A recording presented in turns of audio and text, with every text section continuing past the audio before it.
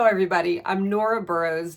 Gift giving has arrived and I'm going to tell you my #1 secret to easy holiday prep. It is these reusable shirt gift bags. These are amazing. Now we've all seen these drawstring bags. They are a dime a dozen, but what makes this one particularly so special, and I'm going to give you the measurements for this, is that it fits exactly into a shirt box that they store so nice and flat.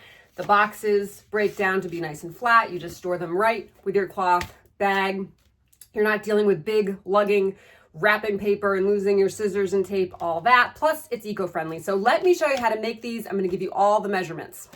You need to cut 2 pieces of fabric, both the same size, 13.5 inches wide by 22 inches tall. This is the fabric that I'm going to be using. I think it is so super cute. It's these snowflakes cut out in all of these little holiday shapes. You have the gingerbread man, Christmas trees, you know, et cetera, et cetera. Look at the reindeer up there. So cute. My friend Mariellen designed this fabric on Spoonflower.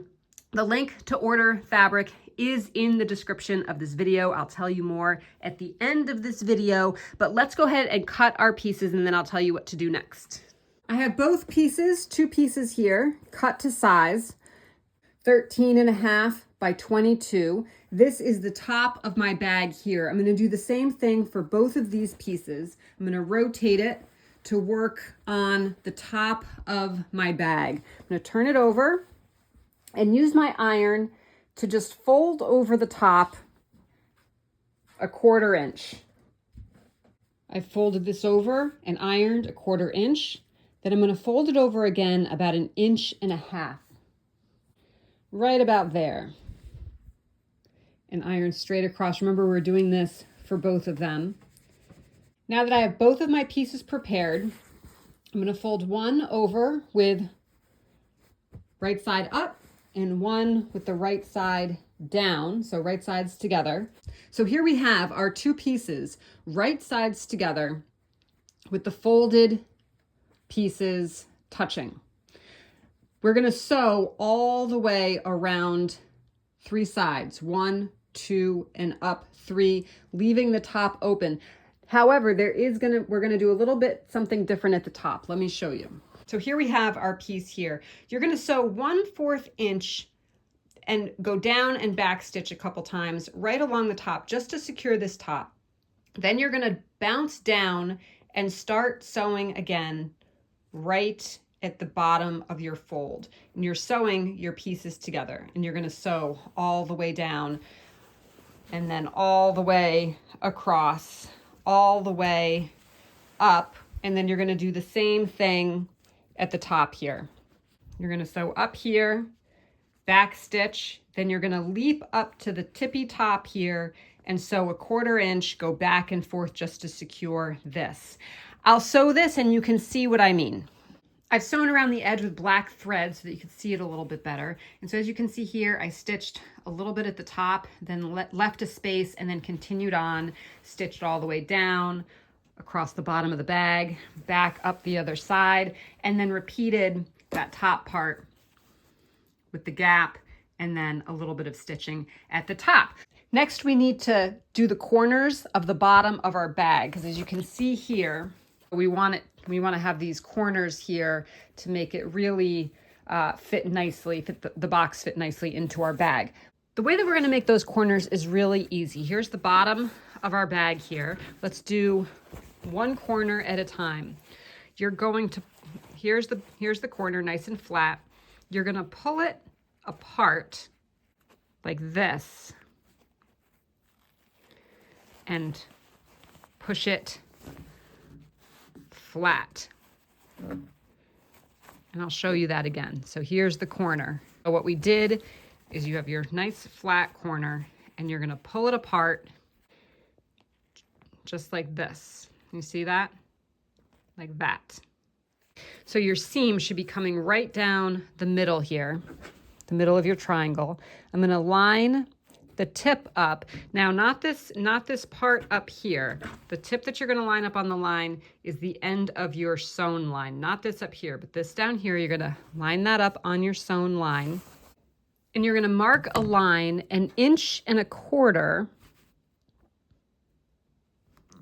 away from the tip. You can just mark that with a pencil.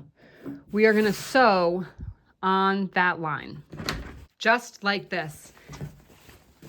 There's one corner, and we'll cut this tail off in a minute, but let's do our other corner next. Pull it apart, lay it flat, mark your line, and sew on the line. Once you've sewn on the line, you can trim 1/4 an inch away from that line on both corners. We want to create the casing for our ribbon. So we want to sew along this seam here, but you don't want to sew this shut. So you want to make sure that when you're sewing, you have one side of the bag at a time, and sew all the way around your entire bag. Go all the way around. I wouldn't even say 1/4 of an inch, as close to this edge as you can. So all the way up around the whole thing. As you can see here, you can barely see it. I've sewn right along the edge right here, all the way around. Now comes the fun part. We're going to flip it right side out. So you stick your hand right into the bag and flip it inside out and push your fingers through these corners down here, all 4 corners. You want to cut 2 pieces of ribbon, each 34 inches long. We're going to take a safety pin and attach it to one side of the ribbon. So we have one side of one ribbon with a safety pin. You're going to find the side of your bag, and there should be a hole in the bag because we left that little space when we were sewing down our seam, and we're going to put the safety pin into the bag and feed the safety pin all the way through that casing. Go all the way around until you get back to where you started. Here's where I initially put the ribbon in, and now here out comes the safety pin. We now have the ribbon that has gone all the way around. Now you could just tie it off here, and your drawstring could go something like this, and you would be done. But if you want to have the drawstring that pulls from both sides, we need to then do the same thing in the opposite direction. So my ribbon initially went in this side, so it's going to now go in the opposite side. I'll need to put the safety pin just like I did the first time around, and we're going to do the exact same process, but feeding it the opposite way.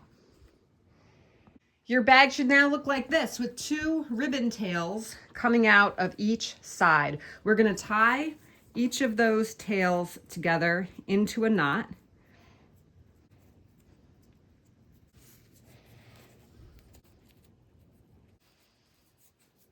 And our bag is done. Let's put in the box, the shirt box, and test it. In goes the box. I hope this fits. Oh, it's perfect.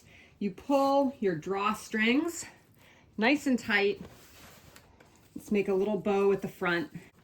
And that looks pretty darn good, I would say. Couple of things I wanted to mention: that big prints work particularly well with bags. I know that we're always looking for uses for big prints because they can be hard to use, but this is a great way to use them. In addition, panels are great. So sometimes you'll find a big panel piece with squares with images on it, and you can kind of center those to be in the middle of your bag, and that could look really cool.